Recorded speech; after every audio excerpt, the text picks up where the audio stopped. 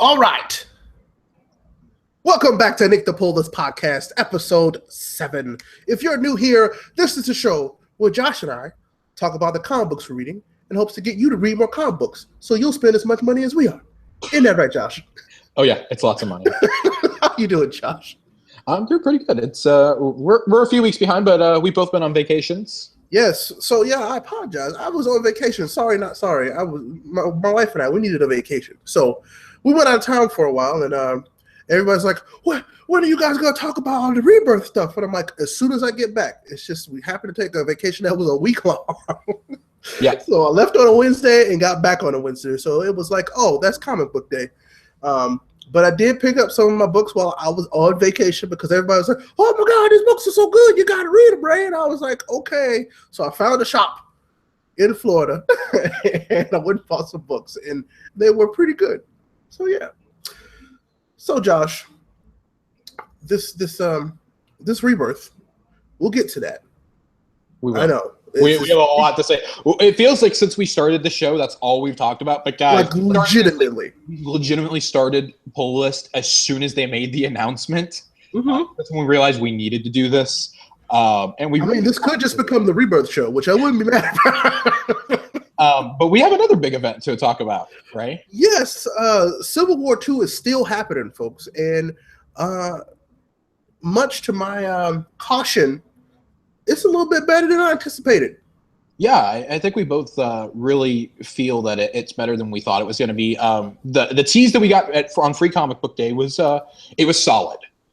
Yes, and it actually ties in directly into this book. So if you had not read that book, you missed out on a crucial point, which I was really surprised. I thought they were just going to add all that back into this #1 book. Right. So, yeah. We really like that, and it kind of continues the trend that Marvel's done the last couple of years with their Free Comic Book Day titles. Last year's Secret Wars title was a direct prelude to the Secret Wars event and was included in the collected editions. And they made that available free immediately right after Free Comic Book Day. This issue that we're talking about with Civil War, which is technically the first of Civil War Zero. Yep. 2 Civil War Zeros. The other one we covered on the last episode is already available free on Comixology and on the Marvel Comics app. Yes, go pick that up if you don't have it already. Yeah, it's free. It's been a month since Free Comic Book Day, which is awesome. Free issue, very solid. And then we had a little bit of slight caution after issue 0. It was all right, but it wasn't breathtaking by any means. Right. This was pretty good. And this was also, we had also read Rebirth at the same time. Yeah. And Rebirth was leaps and bounds better than Civil War Zero to me. Anyway. Definitely. This issue was good. They're both good in their own respects, and it's really important to understand. You can't really. We're not trying to start a fanboy here. We're not doing a direct comparison. We're just going based off what we're reading. Right, and you definitely can't compare the two. Rebirth is really what the New 52 essentially should have been all along. Yes.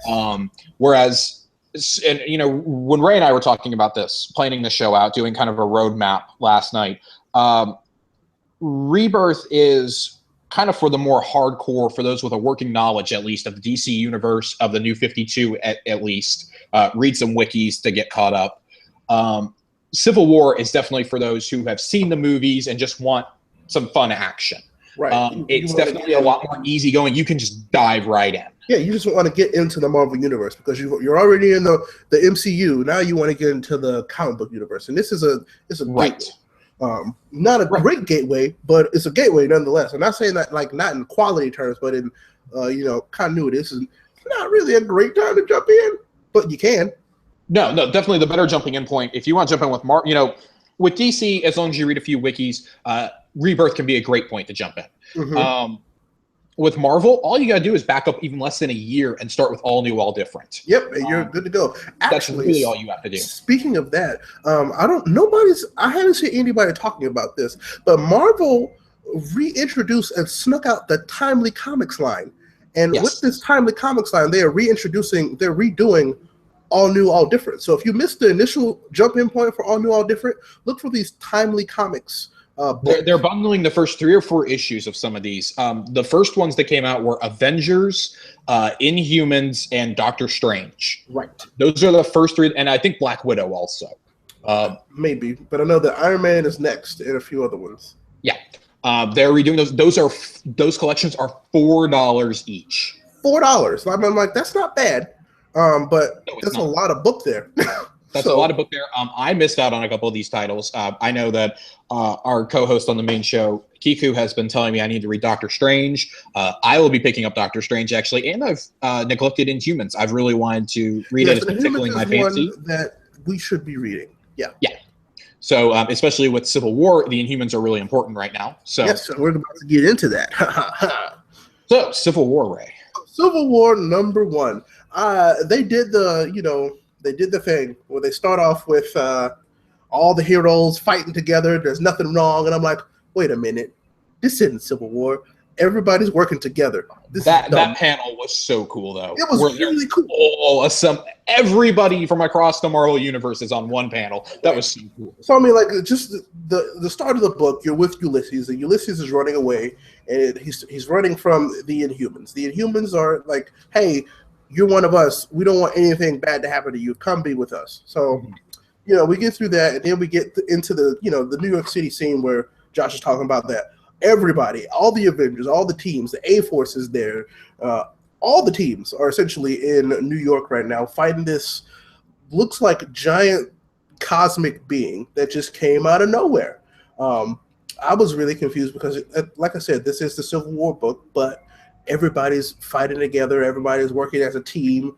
There doesn't seem to be any diversion or anything there. You even have like Cap is there, which I was interested to see. They don't really talk about him much, but he's there. You see him, and I'm like, that's interesting. But yeah, everybody's fighting together. But there's some really cool panels in here. I mean, you get to see all the sorcerers in the Marvel Universe come together, which is a really cool panel, by the way. That was awesome. It's always cool to see them assemble. And we haven't seen a panel like this.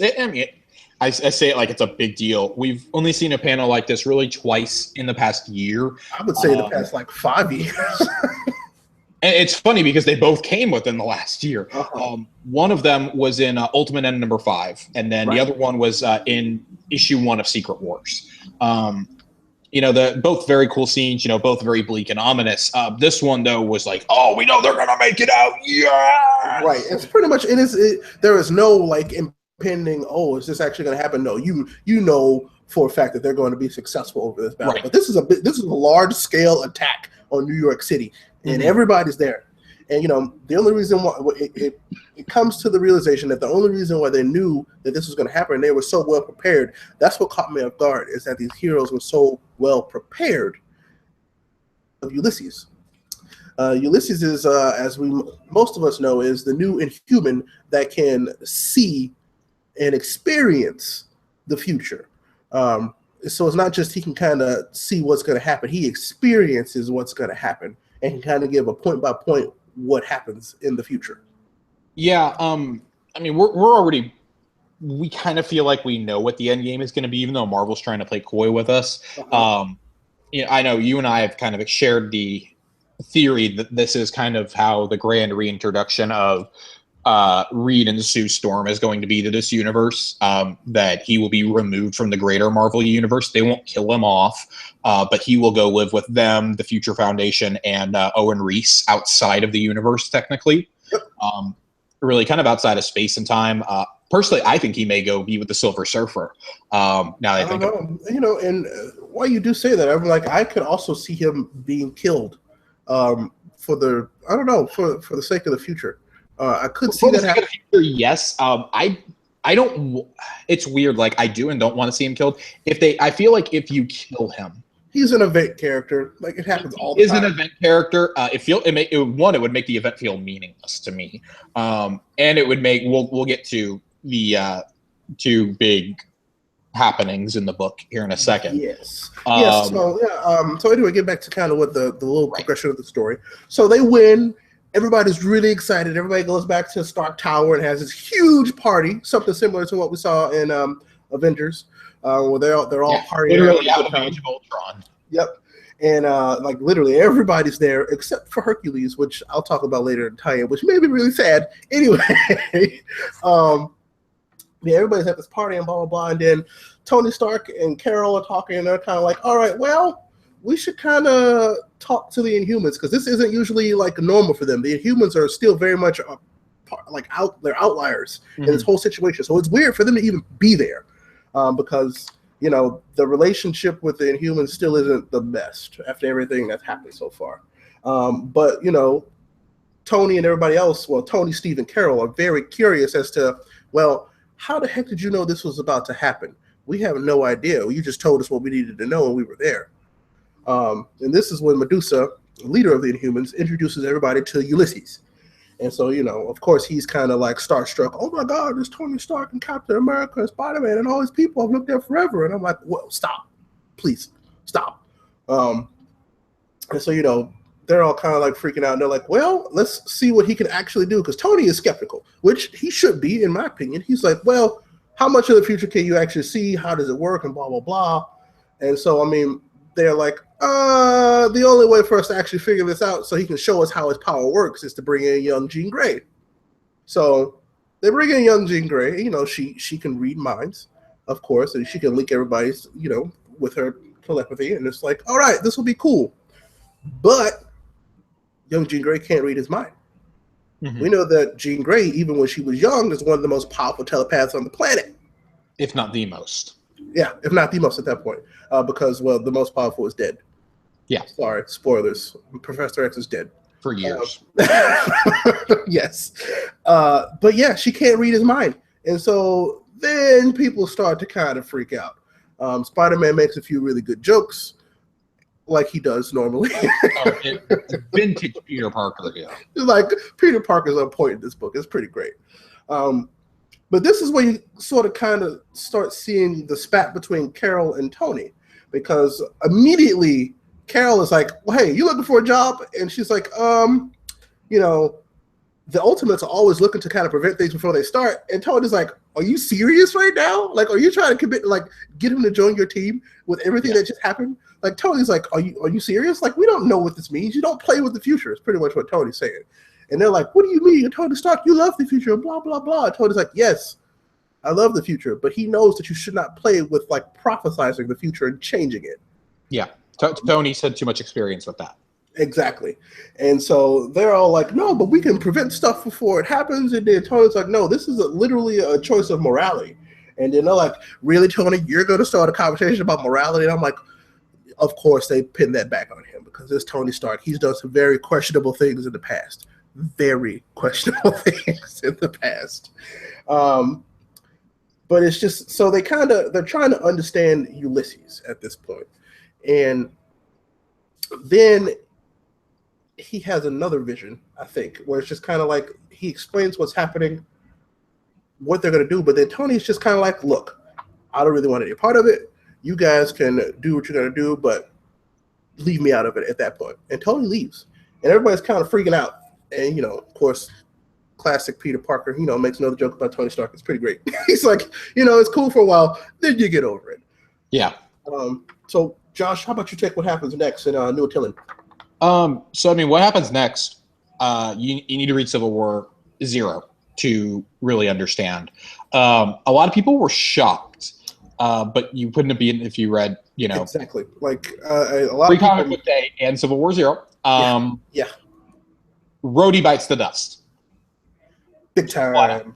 Thanos comes to Earth looking for the Cosmic Cube. And also, reading the Ultimates Road to Civil War issue really helps here. Yes, it does. He's not expecting anybody to be there, but since Ulysses knows he's coming, the Ultimates and the Inhumans show up. Well, Rhodey comes along too because him and Captain Marvel got a thing going on. Not anymore. Yeah, and She-Hulk is there also. Well, they both die. Yep. And Tony Stark, understandably, loses it. Yeah, because I'm pretty sure it's Mary Jane breaks the news to him. Yeah. And I have not seen Tony Stark with that much anger in the comics. Since maybe Civil War. Yeah, since the initial Civil War. He is so upset Like Tony, and I'm like, that's his brother essentially. Like, literally, that is his brother, the closest friend he's ever had. And Carol, all respect, I like Carol Danvers a lot. She's like, don't make the mistake of saying you're the only one who loved Rhodey. We had like 30 years of 40 years of development here. At this point, they probably had been maybe a thing for a few months, honestly. Yeah. But yeah, Tony's freaking out. Everybody's kind of beat up and bruised when he gets there, and I'm like, it's a really dreary scene. Yeah, it's very emotional, which is not what we were expecting, really. No. Even when we saw the scene, we're like, oh, well, wonder how they're going to handle this. And then, like, holy crap, when we actually read it,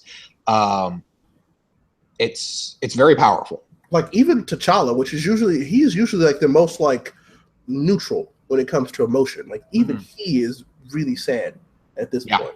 And I was like, wow, okay, this is really bad. this is really bad. So yeah, Tony flies in there in a rage when he gets to the place where they had Rhodey's body, and She-Hulk's in critical condition, and so him and another person that Tony tends to care for. Yes. They've kind of had flings in the past before too. Yeah, and in fact, in the alternate Civil War that took place during Secret Wars last year, they were actually together. Yes, they were. Yeah, but so Carol explains what happened with Thanos. And because Tony was like, how did the suit get busted like that? There's like almost nothing that could do that. There's nothing on Earth that could penetrate that. Right. And then she explains with Thanos, and that's when, like Josh said, they discussed that Ulysses had led them there, and he was like, what do you mean Ulysses led you there? Because Tony had pretty much told them, don't, like, to your best judgment, don't do this, because it can only lead to bad things. And he's like, so you decided to play with the future, and this is what happens to my best friend. Pretty much is kind of what happens. Yeah. And then, Tony leaves because he's pissed with Carol. Because of course, I would say that this is mostly Carol's fault. Oh, absolutely. 100%. Then at the end, She-Hulk actually dies. But what she said confused me. Not like confused me. I didn't expect her to be the one to make Carol take the stance that she's taking. She-Hulk? Yeah. Yeah, that was really weird for me. That actually felt really out of character. Seriously, those were her dying words? Yeah. I just didn't understand that. I didn't understand that at all. It felt really out of character that she's... If anything, I would have... Not even Rhodey. I don't feel like either one of them would have been the one to make her take the stance. Nope. If anything, I feel like that would have made her back off. Seriously, yeah. But yeah, She-Hulk's dying words to Carol are, it's our future, Carol, not his. Fight for it.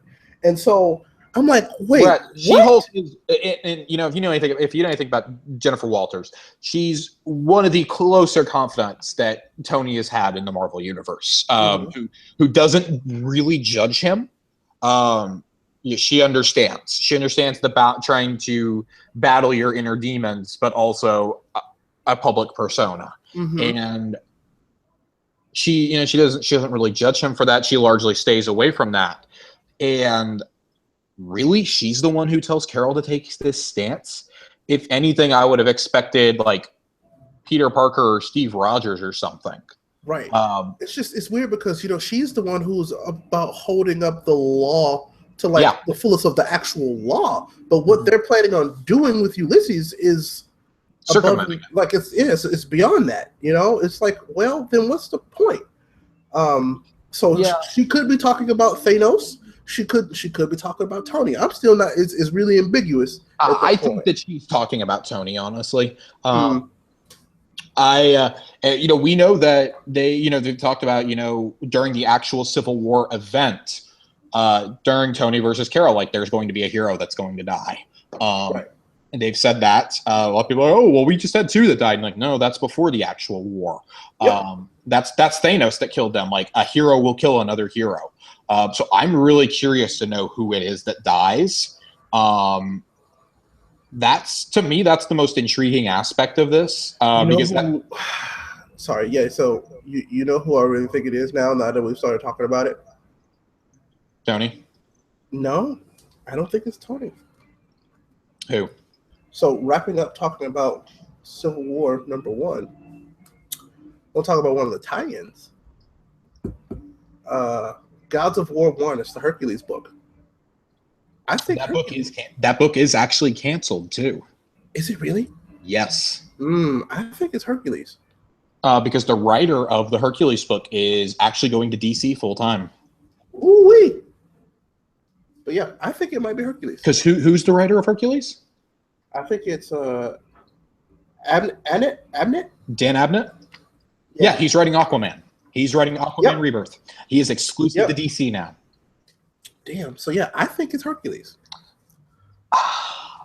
I think Hercules could be it, to kind of siphon off that part of Marvel for a while. That's actually been a really well-received run, if unspectacularly. I believe it. But I don't know if that would be really and it sounds like really bad. I don't know if that would be impactful. I know what you mean. I know it wouldn't be impactful, but I think. But then again, we just did have 2 deaths that are going to be impacting the Marvel universe going forward, with She-Hulk and especially War Machine's the big one. War Machine was the big one. I'm actually like. I mean, I said mad about it. I've been saying She-Hulk for months. You have been that she was going to die, and that really bums me out because I like her better than any of the other Hulk. I like her better than Banner. I like her better than Ross or I've really read. She's the more established one. She was the one that was able to like maintain her persona as like herself and the Hulk. Right, and she had the more interesting public persona too. Right. I've always liked Jennifer Walters, and that's why I pushed so much for her to have a show or a film or something. I think that's actually really damaging in a sense to not that female characters should be protected from being killed off, but I think that actually damages them going forward because she was one of the more 3-dimensional ones really in the Marvel universe. I also thought that she was the level head for Carol. Yes. She was the rationale for Carol, Maria Hill, and a few other powerful females in the Marvel universe. Whereas Maria is a really rash-headed one. Maria lost her mind after the Invincible Iron Man arc, Most Wanted. After Siege and everything, Maria basically went crazy because she had seen what could happen when psychopaths got in power. Yep. Up until then, she was very level-minded. She was the head of S.H.I.E.L.D. and stuff, and then she went crazy. Bless you. So I don't know. It's going to really impact a lot of things going forward. Both of them will. I think She-Hulk more on the writing and on team dynamics. War Machine on the universe as a whole. Right. Although we have seen the quote-unquote replacement for War Machine. Have we? Yes, she's a college student. She goes by Riri currently. Right. I think she will be the replacement for War Machine going forward. We've seen the art. We've seen the cover. It's an issue coming out in July of MJ suiting up. Yes. Did I send you that picture? I didn't send you that picture of her as the As the Iron Spider? As the Iron Spider. Yes. Ray and I saw this a couple months ago. We've avoided talking about this. Marvel has officially released the artwork now. It is a cover for a Spider-Man issue. I'm presuming Tony gives her the armor personally. Or she just takes it. Friday might give it to her. That too. I am really, really excited because I was one of the naysayers of, oh my God, why is MJ in a Iron Man comic? This is playing out really well. I actually really like it. This Iron Man book's awesome. Yeah, Iron Man, it's definitely the best Iron Man we've had since Matt Fraction wrote it. I'm very excited, but Fraction's run was godlike on Iron Man, so Bendis still has... The tech ninjas are so great. Bendis has still has a lot to go to reach Matt Fraction's level on it, because I feel like he understood Stark better than anybody ever has. But it's definitely still one of my favorite books. I'm catching up on International Iron Man. Don't sleep on that one. I've been telling people. Yeah. I have been telling people it's such a good book. I was one of the ones who questioned why did we need 2 Iron Man books. It's definitely good. I like both of them. But the book I was a little bit disappointed in this week, the ties into Civil War, the only tie-in I picked up this week, the Spider-Man tie-in. The Spider-Man tie-in was so boring. It was really weak. There were a lot of people saying, "Oh, it's better than anything Slott's written in the last couple of years." Respectfully disagree. The issue that Dan Slott did last week with Amazing Spider-Man was awesome. Yeah, it was great. With Tony and Peter battling it out while Miles walked. Yes, and so Miles just swung away, basically being like, "Y'all are." So that book was so good that I decided to like read the rest, like the earlier parts of this run, because like I'm actually intrigued now. Yeah, like, I've read a lot of the all new, all different run on Spider-Man. I really like it. I'm enjoying the artwork in it, especially. Dan Slott is really hit and miss for me. It depends on the story arc. Really, some of the arcs are really, really good. Like Superior Spider-Man was awesome. Spider-Man is one of the greatest books in a long time. Great book. It was one of the best twists ever.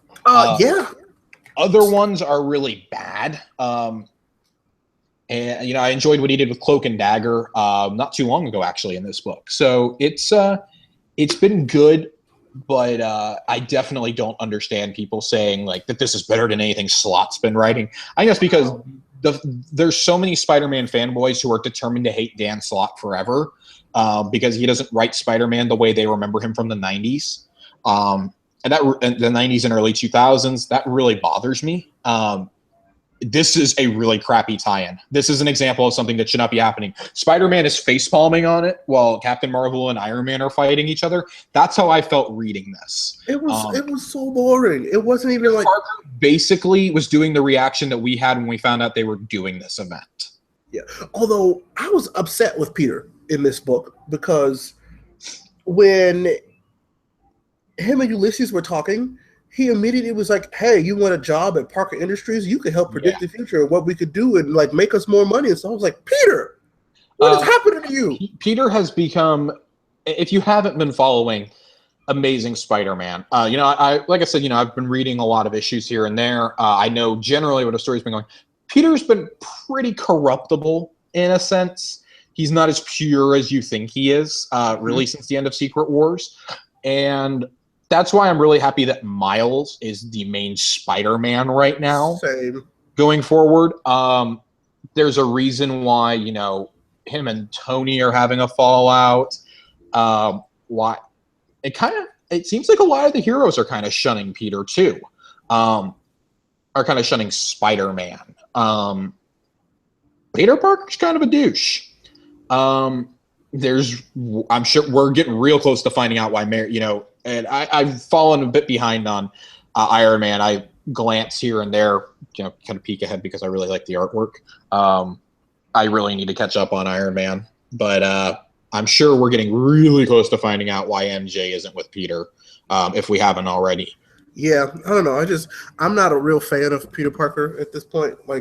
Nope. Peter Parker's gotten really boring for me, and that's why I'm happy Miles is in the main universe. I like Spider-Man, but I'm not a fan of Peter Parker. Yes, the Peter Parker character has gotten really stale for me.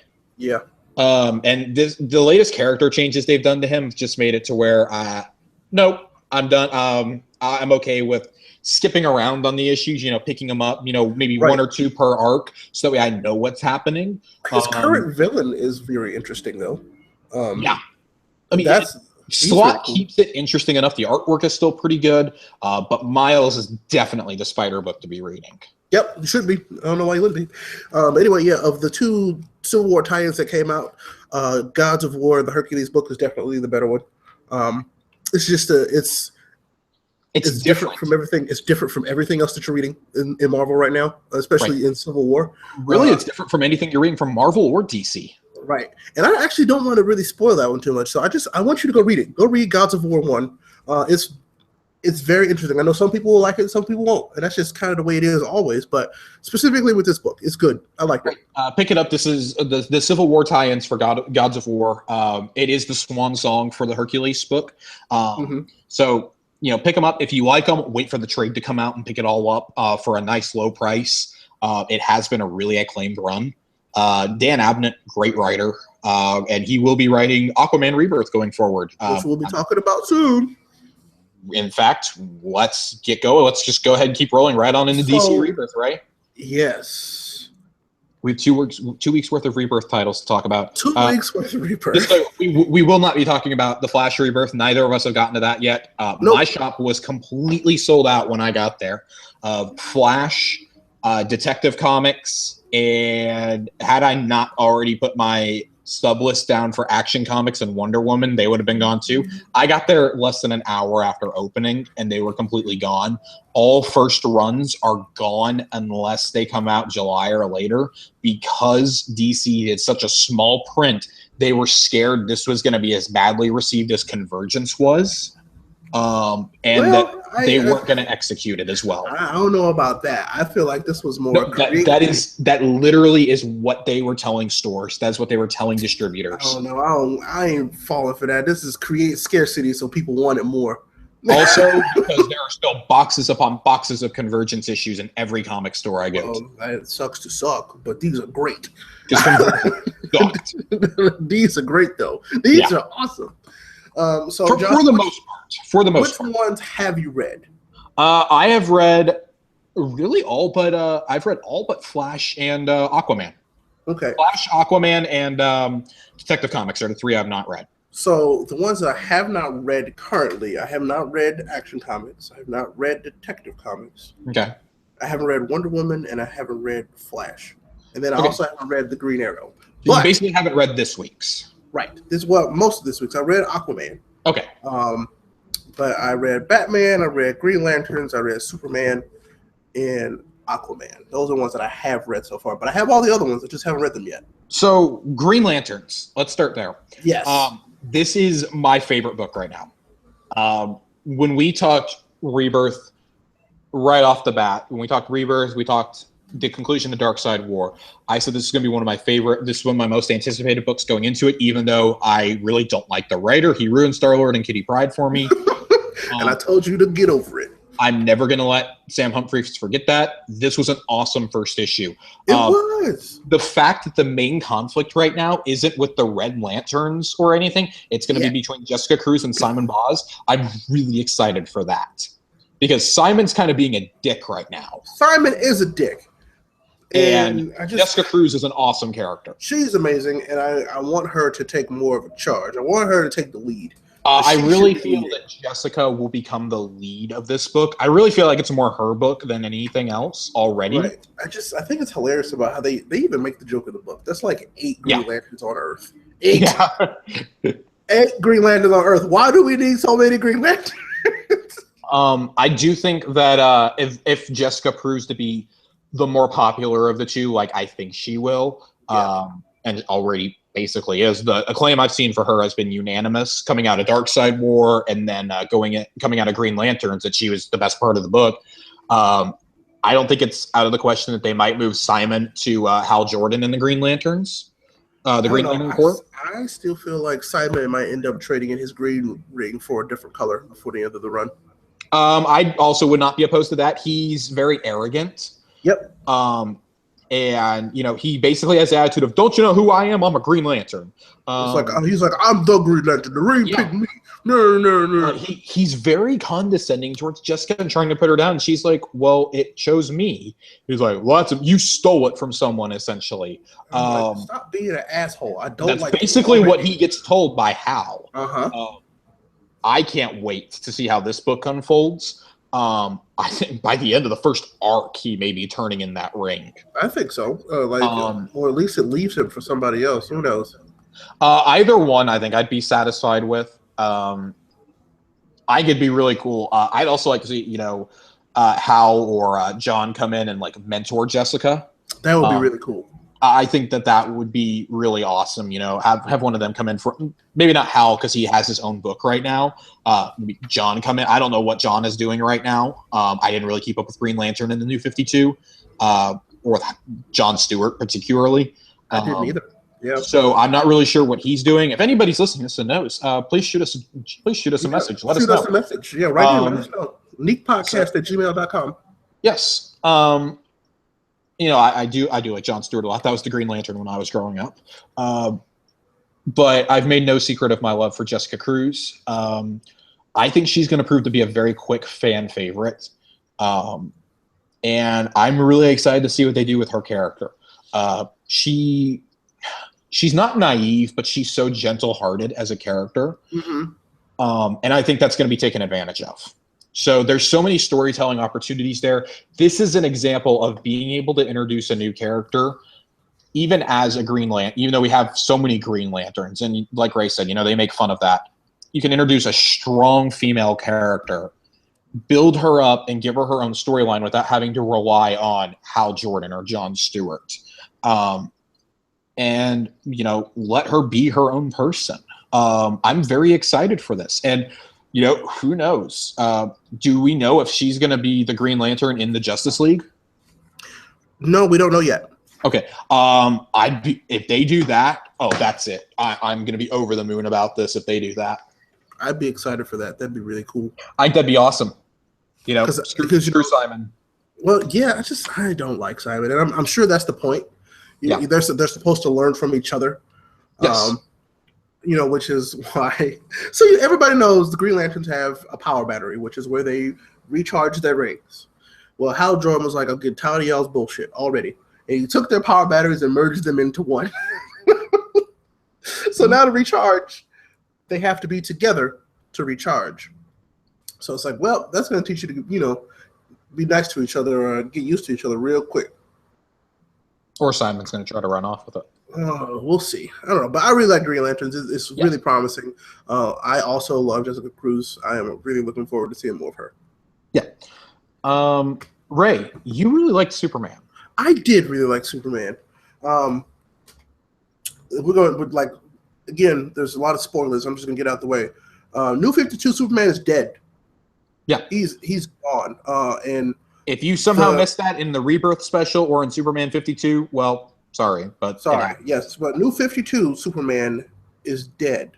But Lois and Clark Superman is still alive. So we still have our Superman from back. So I guess they gave the comparison in the book. So this is our Superman that fought the original Doomsday. Yeah. He is now alive and back in this universe. And, he comes to New 52 Superman's memorial with the intention of bringing him back to life because he feels that this world needs their Superman. Yeah. Except Lana is also there looking to steal his ashes and go bury him in the Smallville cemetery next to his parents. So they kind of have a disagreement about what's happening. And she's like, that's not possible. What do you mean he's coming back to life? I saw him die. And she's like, well, how should I know it'll work? And he's like, well, I died and I was brought back to life. So I think it's possible, pretty much. Which, I have reason to believe him. Yeah, he died. We all watched him die. Right. And he was brought back to life by, a not very popular means by a lot of the fans. But it worked. He was brought back to life by this. Essentially, it was alien technology that brought him back to life. Basically an alien Lazarus pit. Right. And so they pretty much, they were like, well, if you have one here on this Earth, I can bring your Superman back to life. And so Lana's like, okay, as long as you take me with you and I can help you, we'll do it. So they fly out to this Superman's Fortress of Solitude looking for the device. And this Clark asks the cave for the Kryptonian artifact, and they say that it doesn't exist. And at that point, he realizes, well, shit, he's dead. He's meant to stay dead. Mm-hmm. And and in that moment, you can tell that this is when he accepts what he has to do. He has to, again, don the blue suit and be Superman again. Which I thought it was really touching the way he kind of sent off New 52 Superman. They eventually go back and they bury that Clark's ashes with his parents in Smallville. And he knows, this Superman knows that it's time for him to be Superman again. And that's kind of where it ends, which kind of warmed my heart because I'm like, this is my Superman. I kept telling Josh that every time we talked, I was like, this is my Superman. This is the Superman that I watched, fight tooth and nail with Doomsday and died and then came back to life. And I'm like, so this is Superman. Yeah. This is pre-Flashpoint Superman. Right. But the rest of the world doesn't know this because this is a different universe. I had a slightly different take on it. I didn't outright hate it. It was kind of so-so for me. I obviously don't have the attachment to Superman that Ray does. I never have, I never will. I didn't think it was bad. It was good. It wasn't enough to intrigue me to read Superman regularly, though. It was, however, enough to get me to read a different Superman comic, which we'll get into in a little bit, which I found to be much more intriguing. And I did really like the send off to New 52 Superman. I did really like that. That was actually really touching to me. For someone who's never had a connection to Superman, but, you know, obviously I'm very moved, like almost anybody else in the world who reads The Death of Superman. I was very moved by it. This was a very moving, that when Clark realizes what he has to do, that he has to don the cape again, and he doesn't want to. You can feel that reluctancy. That crap, I have to come out of hiding. I have to do this again. And but I mean, it won't be too hard because I mean, you just one Clark Kent replacing another one, but you have to fill his shoes in like his life aspect. Yeah. Right. And you know, this is a guy who doesn't want to do that, etc. You know, you can sense he doesn't want to. And I appreciated this issue a little bit more after reading Action Comics. I will say that. Because the interaction you see with him and Lois in that, and you know, their son, that was very powerful. That was very powerful, very moving. When Lois is trying to explain to their son why Clark is doing what he has to do, that was an awesome moment. That was a very, very, very cool moment. So I guess just go into Action Comics real quickly. I'm going to try to avoid spoilers as much as I can for Ray on this one. I appreciate you. I want him to try to experience this one as best as possible. But the art we saw from the solicitation, that anybody's seen from the solicitation, was Lex Luthor in a Superman suit. That's what, when I saw that, I said, that's it. I'm at least picking up issue 1. I have to see what this is about. It did not disappoint. This is in my top 3 of the Rebirth titles so far. I had a smile from ear to ear on my face the entire time reading this title. And I told Ray, I was like, I'm sleeping on Action Comics. Comics. This happened. I don't know if you remember. This happened it was either in the end of the Justice League book, or it was in Rebirth, where they actually like showed this like taking place. Yeah. Like where on Apocalypse they had decided that, you know, Luthor was like, well, it looks better on me anyway. Yep. And then when we started seeing the covers teased at the end of them, I was like, yep, that's it. That's it. I gotta read this. I am so excited for this going forward. Now this is on my sub permanently. I've been sleeping on Action Comics.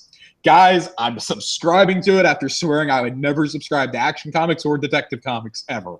I have subscribed to Action Comics. You can confirm here now that Josh is subscribed to a Superman book. You can confirm here I am subscribed to a book that is Superman and Superman only. Wow. Which has never, ever happened. He's changing. He's changing. I would pick them up in passing. So, you know, if Ray would tell me that an issue was really good, I would do it. You know, I picked up Superman 52, picked up a few others here and there. Guys, do not sleep on Action Comics right now. It's awesome. This was one of the most satisfying random pickups I have ever done. I was already going to do it because I was pretty hyped for it, but I still consider it kind of a random pickup because I would never, ever buy Action Comics normally. Man, I don't know if it's been this good for a long time, but this was pretty damn good. Yeah. Hype. I'm just glad to see. I think they're finally going to get that family dynamic right with Superman. Oh man, it's not even that. It's the family. There's so many supers right now. I know, it's great. I'm not even a Superman fan, and I'm excited. There's a super family. I'd love to hear this. This is fantastic. This is great. It's no longer just a Batman family. There's a super family. There is a Superman family officially. You know, not the weird old Superboy stuff. And no, this is his son. This is great. Yeah. So Action Comics is going to be the one to watch for the rest of the year. That is the Superman book to watch now, guys. Ray. Yes, Josh. Batman. Did you like Batman? Batman was it's okay. But so I have a bias. I read about 2/3 of Batman and put it down. Really? You didn't finish it? I did. I have not finished Batman. Still, I got really bored. I can understand why. Really, and you know me, I'm a Batman guy. I'm not a Superman guy. I'm a Batman guy. I got really bored. Maybe I was just really tired that night. Yeah, even after powering through the other Rebirth titles that I picked up that day and my Civil War pickups and stuff, but I could not get excited for it. I was like, okay, maybe it's because I got to get used to it was Scott Snyder's final issue, technically. It was him handing off the torch. Not excited. I'll give it another issue or two, but no, right now I'm looking ahead to All-Star Batman. So this book, I was partly confused. I know a lot of Batman lore. I know about Calendar Man. This new take on Calendar Man is new to me. I don't know if that's new to the universe, but it's new to me. That was weird. This black kid, I'm sure that he was a part of the We Are Robin deal. Yeah, I don't know. I don't even know his name. God, I'm trying to remember his name. He was in the final issues of Snyder's Batman run. Oh, okay. He was introduced in there because I remember he was in the fight against Mr. Bloom. So yeah, I don't know his, they don't even say his name. I was like, remember his name either, I just truthfully. don't know you. So at that point, I'm like, well, that's confusing. I don't understand who he is. I mean, I'm sure I could look it up and find out, but I was like, well, okay, don't know who he is. You gave him a cool Batman suit that's not a Robin suit. Cool. All right. And so then they're training, and then there's the weird Calendar Man stuff, and then Alfred drops an avocado down a hole, and I'm really confused. Legitimately, that's something that happens. Alfred drops an avocado down a hole full of bats. And I'm like, oh, okay. All right. I just didn't know what happened at the end. And I'm sure somebody's like, you're an idiot. And you're supposed to be doing every comic books, blah, blah, blah. Look, this book just, I don't know. It was not very strong. I think so far out of the ones I've read, it's one of the weakest ones that came out. And it's weird for us to say that a Batman book is weak, especially after, Scott Snyder's Batman was arguably, outside of Jeff Johns' Justice League, probably the strongest book in the New 52. And I think that might be part of the reason. Is because I think so, I've seen so much good Batman. Right. It's really, really weird for us to say that, but it's not a bad thing. It's just, it might take a little bit to get used to this. I don't know. I'll give it a couple issues. Change is good. And I'm not saying, I'm not excited for a new Robin or whatever. I am. But he didn't want to be a Robin, I think is what he was saying, right? I haven't finished the issue, so. Thanks a lot, Josh. Anybody who wants to explain this book to me, please feel free to explain it to me. You know how to get in touch with us. NeekPodcast@gmail.com, @RayApollo on Twitter. Please let me know. Right. I want to know. And then you haven't read Green Arrow. No, have not read Green Arrow. This is the one that you told me to stay away from. I mean, I haven't ordered. It's just not here yet. I read Green Arrow. Read it. Can't really give much of a synopsis because I don't really remember much of it. That's how unforgettable it was. There's been some people who have been like, oh my God, this is amazing. Literally every single person I've talked to that has read the Rebirth comics has said this is far and away the worst one. Everyone that I've talked to in the group has said, man, this is the most boring one easily. The only person who I saw say that book was any good. Greg Miller. No. Oh, Greg said it was great. Oh, did he? Well, Greg said it was great. Well, now two people, Greg Miller and Todd Oxtra, a good old friend of ours. Really? Yes. Todd liked it. I saw Todd say that he liked it. If Todd, okay. if you didn't like it, my bad. But I could have swore I saw that you said that you liked the Green Arrow book. So yeah, I'm not trying to hate on anybody who enjoyed it. It wasn't my cup of tea. I've never really, and I feel like I should give this disclaimer. I've never been into the Green Arrow comics ever. I kind of liked Kevin Smith's run a while back, but that was about it. Just Green Arrow's never really been written well to me. He's not, an engaging character, and I love whenever I hear people say, "I've always liked, do you like Green Arrow?" No, you like Green Arrow now that he has a cool show. I would be the first to tell you I didn't care about Green Arrow, period, outside of the Justice League cartoon and then the DC TV show. I'll be the first to tell you I didn't give a flying crap about him until the CW show, and after season 2, I still don't give a crap about him. I always liked him in the cartoons because he was the guy that shot boxing glove arrows. I thought that was awesome. I didn't even like him in the cartoons. I literally don't care about Green. I've never cared about Green Arrow. I remember him from Smallville. I don't remember Smallville. Oh, I thought he was in Smallville. I don't know. I just don't remember. Smallville was a long time ago, John. I thought he was in Smallville. If I was wrong, please forgive me, but I could have sworn he was in Smallville. Anyways, it's the day that these came out, there was a guy in there like, "Oh, I love the Green Arrow. I buy Green Arrow all the time." And the owner of the shop was like, "Oh, you're so full of shit. There's no way. There's no way Green Arrow is such a badly written character." Oh my God. It was so funny. People and their hype, you know. It was so funny. He's like, "There's no way that you've ever liked Green Arrow before the CW show." And it's true. Like, Green Arrow was just so neglected. It's still neglected. And that was actually it's funny that was a big criticism of the New 52 was the fact that him and Black Canary were not together. Yep. And that they immediately poked fun at it and tried to rectify that in Rebirth. Oh, well, that's good at least. Yeah, well, I don't remember if they did that in #1 or not, but they were poking fun at in the Rebirth special. That I do remember. Wally's like, "They're not even together. What is life? Why am I even here?" Like, Wally, be more concerned with saving yourself instead of them.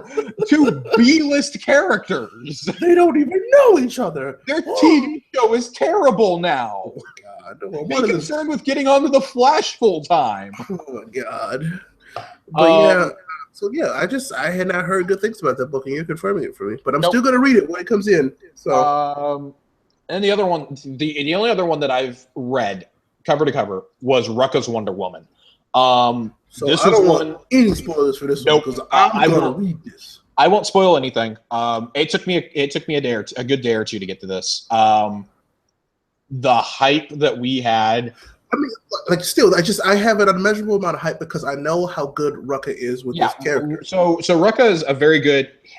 He's a good storyteller, but he's better with characters. He's good with character development than he is with a story. His stories kind of falter in some areas. He's not as good as he could be, but I think my Wonder Woman. I want to preface it with this. It's in the top 3 that I've read so far in Rebirth. It's not. I don't think it's my top one. I think that honestly may belong to Action Comics. It's different. I don't think that the one shot is quite what we were expecting, but it's classic Rucka. It's setting up this giant mystery, and you're gonna be confused. You're gonna be confused when you first pick it up. I remember Michael Ratliff in the group was asking me, can anybody make light of this? I didn't really like it. I don't really understand what's going on. Like, and it was before I had really gotten to it. Well, have you read any of New 52 Wonder Woman? Did you read Dark Side War, et cetera? Because I knew Dark Side War was pretty much, we were essentially told before we got this that this was required reading for the Wonder Woman series. Mm-hmm. Especially, her connection to Grail and Grail's mother, et cetera. And, no, I really haven't. I was like, okay, well, let me read it. I'm lost too, man.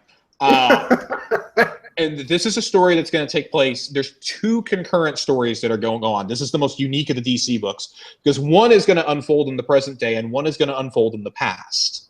And of course, most of these books are coming out twice a month now, so they lowered the price to $3.99 on these or $2.99 on these books, but they're going to come out twice a month.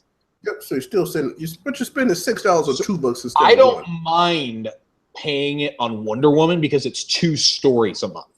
Mm-hmm. It's one in the present, one in the past. I don't mind spending it for that because it's Greg Rucka. He's going to tie them together. It's going to be beautiful for at least the first 12 issues. It's going to be like that. He said so. The first 6 months, it's going to be unfolding like that. I'm really curious to see what happens. I want to see the fallout with Steve Trevor from Dark Side War.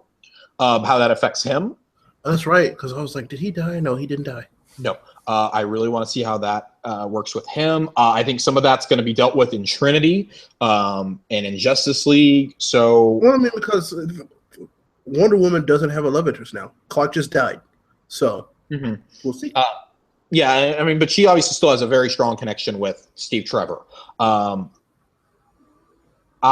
still, I want to see how all this happens. If they start, obviously what we saw with Wally West going on, people were remembering things to happen before New 52 and stuff. I really want to know what happens with all of this. It's gonna be really weird. Aside from that, I haven't gotten any others. You want to talk some Aquaman? That's the last book you have that you've read. Yeah. So Aquaman. Yeah. Gods of War. This book was okay. So I'll tell you now. It's being narrated. This book. There are parts where it pops back into the actual story with Aquaman and what's happening with Atlantis, and it's pretty much, this is a general synopsis of Aquaman. From his mom was royalty in Atlantis, and his dad was a guy that ran a lighthouse that got to pretty much bang a mermaid, and it was awesome. And so, but he's the king of Atlantis, and how difficult that is, because he is human, but he's also the king of the sea, and how the ocean is pretty much like 2/3 of the world, and how he's the custodian and the ruler of the ocean, and having that much land to try and clean up and be the king of is hard work, and how he's scrutinized by the people on the land, and how he was made out to be a joke for all these years, and they clarify his powers, that he doesn't talk to fish, he can telepathically communicate with creatures underwater, and fish aren't even smart enough to talk back, and blah blah blah. And it's really it's good, because it they show that Aquaman isn't like he is a hero. He's got the super strength. He can swim really fast. He can breathe underwater. He is a superhero. He identifies with the Justice League. But there have also been times where Atlantis has bared its teeth towards the rest of the world, and America, and they flooded cities and attacked cities, and people remember that, and they also kind of like villainize Aquaman, because it's like, well, what kind of a hero is that, where his own people attacked us and blah blah blah. He carries a lot of baggage because he's the king of this other country that we don't even have really good negotiations with. And I'm like, well, you have a point. It's a good story. It's good character building for Aquaman. It's one of those where it's like, yeah, I've been making fun of Aquaman for years. That's because it was easy to make him the butt of a joke, But this book says that, it's like, while we can laugh at him, he's like, he is a superhero. He is a hero first and foremost. He cares about his people and the people on land, and he tries his best to kind of control that balance. They have his relationship with him and Hera, and how she kind of like puts up with his land tendencies because she loves him and all this stuff. And but the end of that book, which I don't want to spoil, because like I said, most of this book is narrated. The end of it is what I'm most excited for about the rest of this book. And I guess to kind of give a hint, if you watched Young Justice at all, you have an idea of who the enemy might be in this book towards Atlantis. So definitely worth checking out. I like in my Rebirth picks, it's closer to the top, honestly, so far, because I haven't read the rest yet, but it's close to the top for what I have read. So I definitely agree with everything you just said. Like, Aquaman he's been the joke of all superheroes, regardless if you're a Marvel or DC fan, for years. And rightfully so. I mean, until the New 52, he was a joke. Yep. And I really think it took until Throne of Atlantis with the Justice League, which really Jeff Johns, to turn that around. Yep. Throne of Atlantis is a remarkable arc. And if you haven't seen the animated film, also, I highly recommend you see that. I really think Throne of Atlantis is going to be it's not going to be the basis for the Aquaman film, but I think they're going to take a lot of inspiration from that in terms of the characterization of Jason Momoa's Aquaman. I'm really, really happy with everything you just said. Like that, I was, We were actually just joking about this before we went on air, about how I still don't like Aquaman. I really respect what they've done with the character over at DC, but he's not one that I have to be like, oh, they've tickled my fancy enough to where I have to read him. He's a lot like Shazam. I don't care enough to read him. I may now. That was one of my biggest questions, I think, with the Dark Side War and stuff, was like, how the hell is Aquaman not around for this? Right. That's still a question I'd like an answer to, Mr. You made him such a badass, and then you didn't bring him around. But seriously, all jokes aside, I am really happy to hear that the first issue of this went off well. I've heard a lot of people say that this was surprisingly one of their favorite books of the Rebirth relaunch. I'm gonna have to make it a point to get to this one after I get to the Flash. Yeah, definitely check this one out. This one is good. I like it. Yeah, I heard a lot of people say, don't sleep on the Flash, and it's Dan Abbott. And I was like, it's Aquaman though. I don't like Aquaman. Even New 52 Aquaman, I really respected it, but I didn't. I personally was not into it. I was in the Throne of Atlantis. I wasn't into Aquaman though. I will give this a shot. It may not get added to my pool. I'll give it a shot, though. I'll probably respect what they do with it. I might not like it. There's just some heroes, you respect the work they do with it. You really respect the writers and the artists. You just end up not liking it. Right. Not every run is for everybody, and there's no right or wrong with that, of course. Right. And there's no right or wrong with these books. Josh didn't like the Green Arrow book. So what? If you like the Green Arrow book, I want you to read the hell out of the Green Arrow. Like we established earlier in the show, I'm not a Superman guy. I finally found a Superman book that I can get on board with. And lo and behold, it's old Action Comics that's been around since the 1930s. Yep. Action Comics is doing an arc that I'm really digging now. That could change 20 issues down the road. That could change 5 issues down the road. I'm not going to sit here and act like Avengers has always been great, but I've dug Avengers for quite a while. Iron Man retroactively is probably one of my favorite books ever. Matt Fraction, one of my favorite writers. If he writes something, I'll go check it out. But there's certain writers. Greg Rucka. I probably wouldn't pick up Wonder Woman, but Greg Rucka writing it, I have to read it. And if an example of, if you want to know what Greg Rucka's done, I recommend everybody go pick up. It's a book. It's not a comic. It's a book. Go read Batman: No Man's Land. Yes, No Man's Land was actually one of the bases for Dark Knight Rises. Yeah, and you will see how good he is at working with a character. I recommend that, and I also recommend Star Wars: Shattered Empire from last year, which was the direct continuation of Return of the Jedi, and tells the story of Poe Dameron's parents. Okay, all right. It deals with Poe Dameron's parents and Han, Luke, and Leia in the immediate aftermath, the weeks following Return of the Jedi. His mother was a A-wing pilot during the Battle of Endor and helped destroy the Death Star, and his father was one of the commandos under Han Solo. Wow. It includes an excursion to Naboo in the aftermath of it, where Leia actually feels a really chilling vision through the Force of Darth Maul. There's some really cool things that happen in this. Like Palpatine had a secret directive to destroy Naboo with these cruisers if he ever died. Some really, really cool stuff. Lando's in it. Wow. I was like, oh my God, Lando's still alive. They didn't just kill him off. So what you're saying is confirming is that Rucka is really good with characters, guys. Yeah. He's really good with characters. Rucka did some really good characterization. The artwork is really, really good in it too. I really dig it. Rucka's. He's not. I wouldn't say he's like a AAA writer. No, he's not like the best thing that's ever happened. But it's enough to get me excited. Right. It's not like if you tell me that Jeff Johns, Jonathan Hickman, or Scott Snyder is on something, like I'm going to drop everything and run and buy it. If all three of them wrote something together with Fraction. Oh my God. Sploosh. Yeah, big sploosh. Big sploosh. Oh man. All right. Well, I guess that'll wrap up our Rebirth talk for now. Definitely.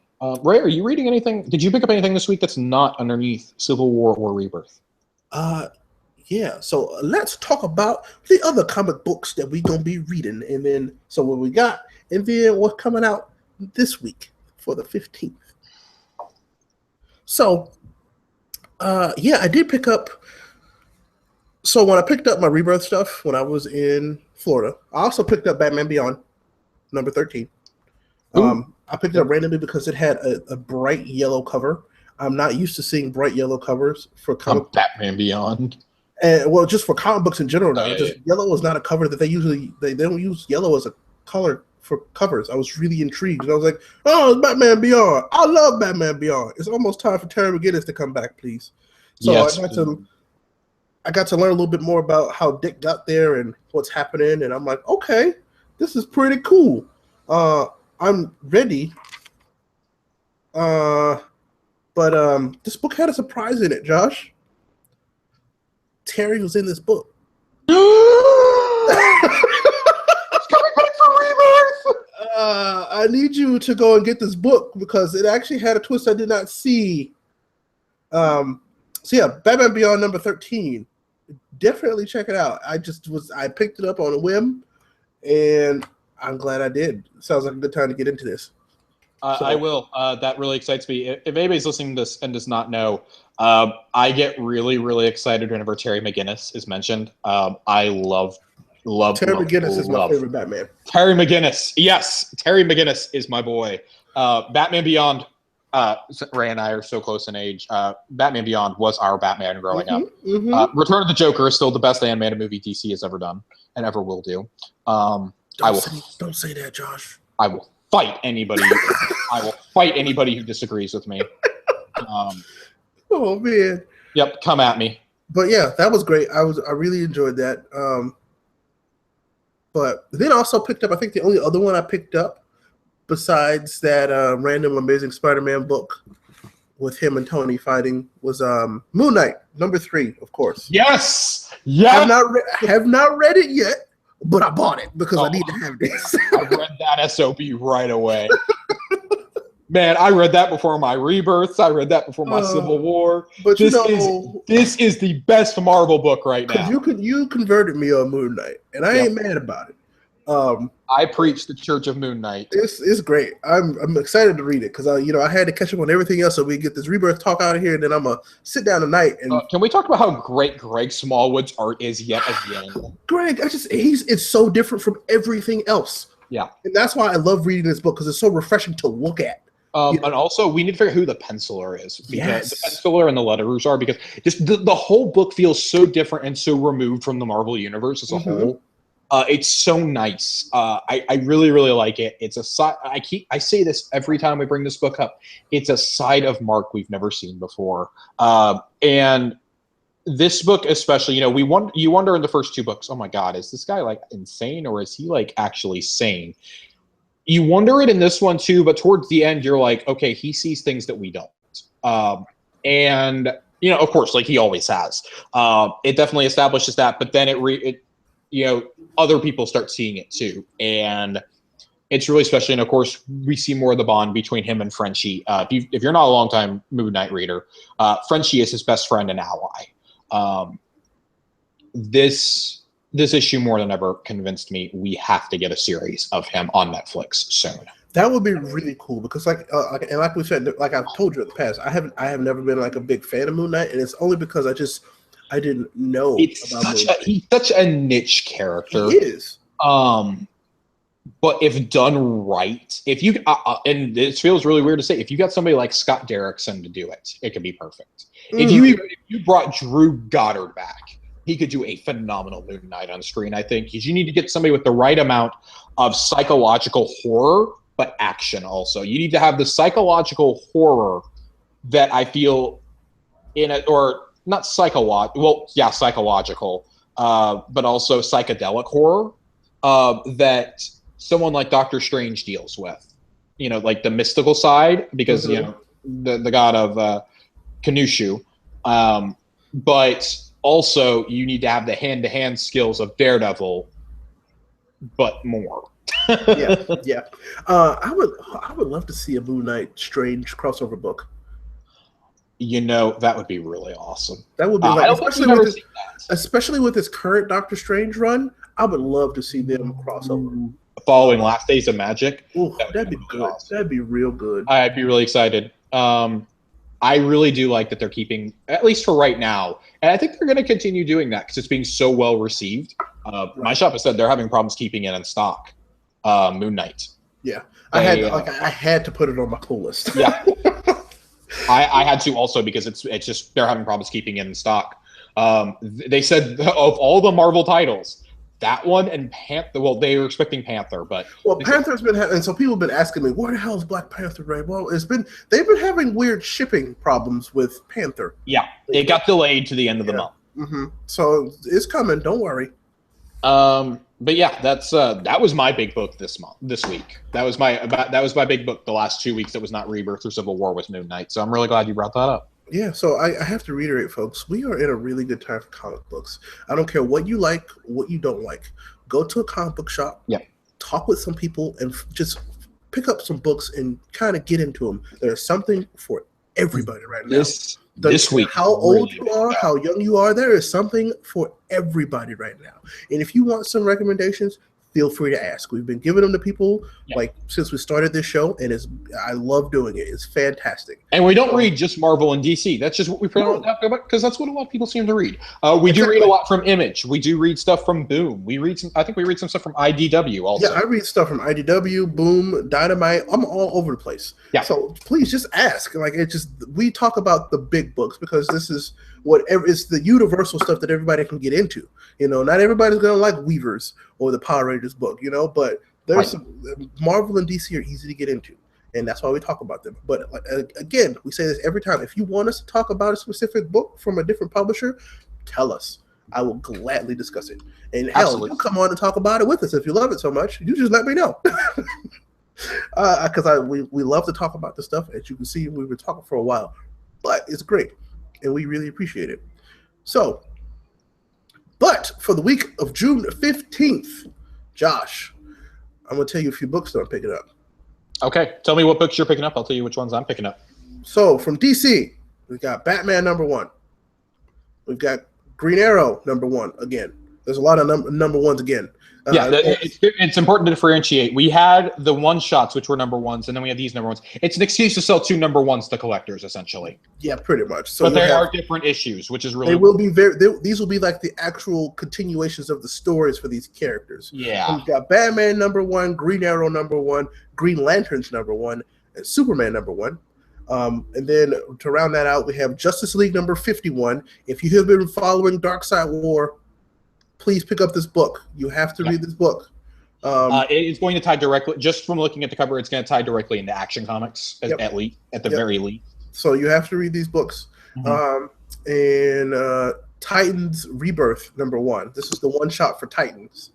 That is my most anticipated this week. Yes, and I'm really excited. I really want to read this book. I think Titans will be actually the most important of the Rebirth books, personally. See Wally get back with everybody else is what I'm really excited about. Wally and Nightwing together, I'm gonna cry. I'm gonna cry when Dick remembers him. I'm gonna cry. I really hope that it happens, man. I'm gonna cry. I'm already tearing up a little bit. I'm gonna cry. So that rounds up my DC pulls. Marvel. I've got Amazing Spider-Man #14, Black Widow #4. Ooh, yep. Civil War #2. It's coming out. International Iron Man #4. If you're reading Civil War 2, this is one of the crucial tie-ins. Make sure you're reading this. Let's see, Nova #8.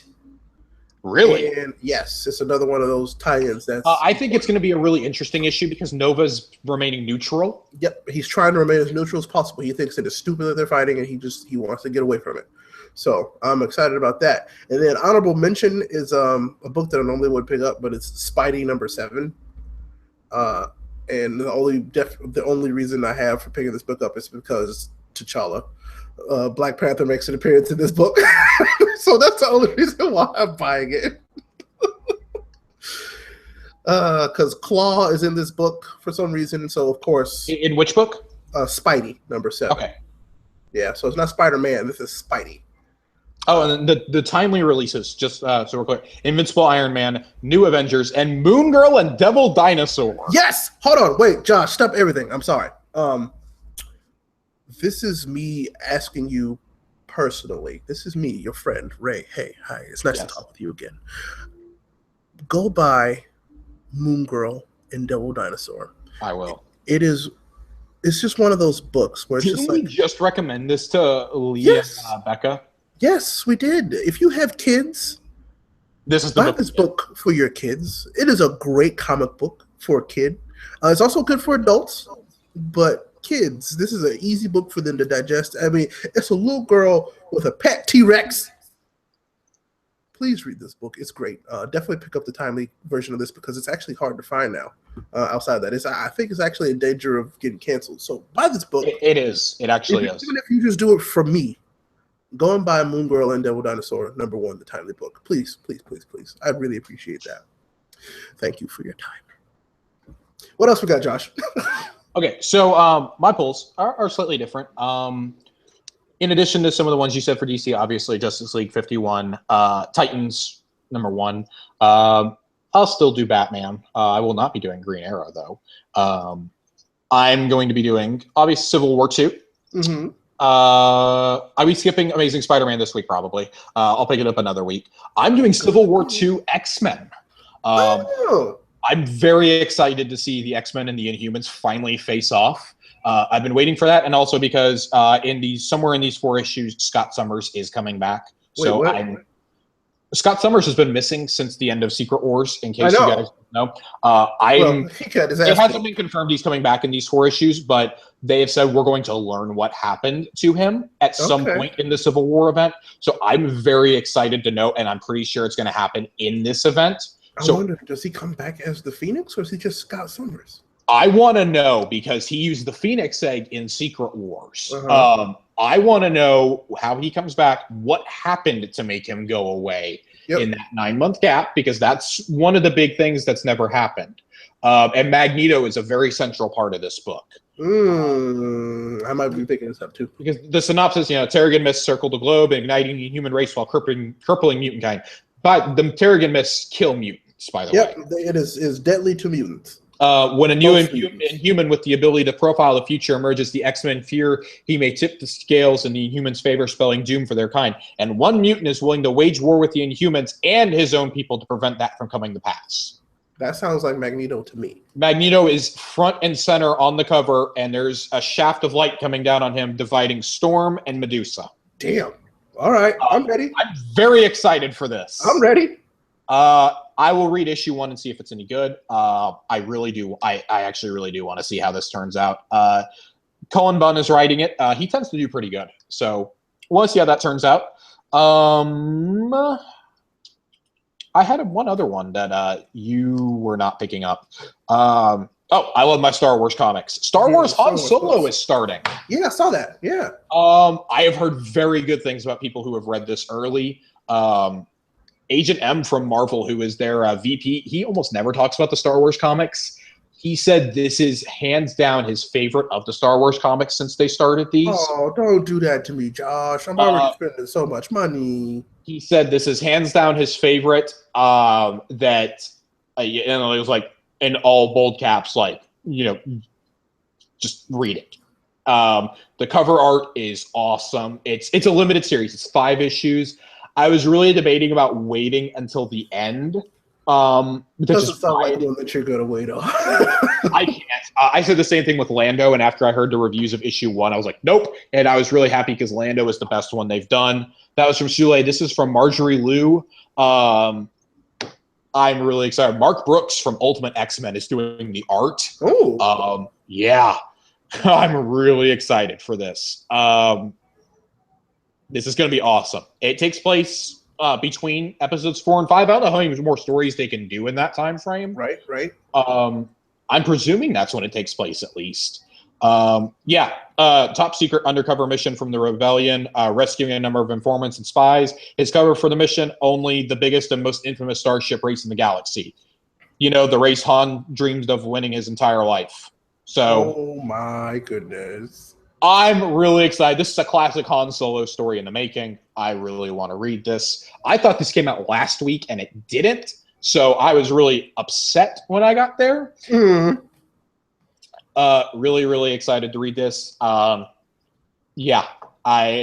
I think those are the only two different ones. Nothing from Image this week that I'm really looking forward to. Marvel's doing their really weird Vote Loki thing coming out this week. Oh yeah, Not excited for that at all. They've been teasing that in the Kamala Khan book for months. Not excited for that. I am excited for the second issue cover. Is actually really funny. It's Cap punching Loki. And then the third one is him holding a baby. Interesting. So, yeah, I'm semi-interested, but not enough to buy it. Definitely not enough to buy it. I'll tell you that right now. It's like been an underlying tone in the Miss Marvel book. No, I know. And then they're giving out like free posters at comic book shops and stuff. It's so weird. So I'm like, I guess you're right. I might pick it up if my shop still has one when I go pick up my books. But nope, I'm not spending $4 on this. I might just to see what the hype's about. Loki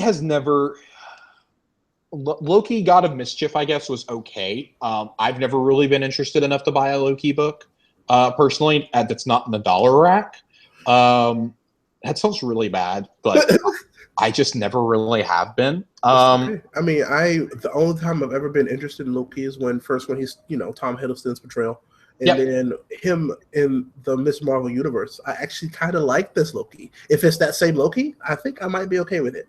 I think it is. I think it is that same Loki. I don't like it enough to go buy a comic based off of Vote Loki. That's really dumb to me. And they're only doing it because it's a presidential election. That's the other thing.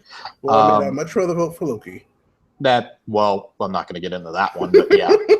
Other than that, I mean, there's nothing really outside of Marvel and DC this week. For me, there's nothing in my independent publishers that I'm looking forward to, unless you want to go out and buy Strawberry Shortcake. I can arrange for that for you. I love cake. I know you do. All cakes. Cupcakes. Yeah, that's it. You've talked about enough that I'm interested to see the Power Rangers comic. Oh yeah, please check that out. I've bought every issue of this book. Yeah, I kind of want to read it. I almost picked it up last week when I was in there, just for you. This one got delayed too, so it's finally coming out, and I think it's the pink #1. Yeah, I saw an issue of it, a back issue. It somehow wasn't sold out at my shop a couple weeks ago. I guess it was. It might not have been last week. It was recently, and I almost picked it up, and then I decided not to. There is one variant of that book that I will be looking for until I die. It is a gold foil version of the original Megazord. Mm-hmm. It's gorgeous. It's a gold like foil cover, like legit foil. And it's that original Megazord. I want it so bad. It was like $50. It was like, I like comic books, but I like to buy multiple comic books, not just one. That's like a video game. Right. So I think that about does it for us today. That does it for this episode. Thank you so much for sticking with us. If you made it this far, this episode had a really good natural flow, which I like. I like the flow. The flow was good. Yeah. But all right. Thank you so much for tuning in to episode 7 of Neek the Pull List Podcast. As you know, the Pull List Podcast is a part of the Neek Podcast. Neek Podcast records usually every Sunday, but we talk about just about everything. Josh and I are just 2 of the 4 hosts for Neek the Podcast. You can find us everywhere on the internet. Look for us at Neek Podcast or Neek the Podcast on SoundCloud, YouTube, Facebook, Twitter, all the places that you do your social media, except for Pinterest. We don't have a Pinterest, at least that I know of. I'm pretty sure I say that every episode, but we appreciate you. Thank you so much for listening to this episode. Josh has went to go just talk to the Waterman. I wonder what the Waterman's talking about. Do you think it's actually the Waterman? It might not. Oh, no, he's back. That was quick. That means he didn't actually do it. Hey, Josh, welcome back. Anyway, that's the end of the show. Thanks a lot, folks. We'll talk with you later. And don't forget to keep those pull lists full. Bye now. Bye.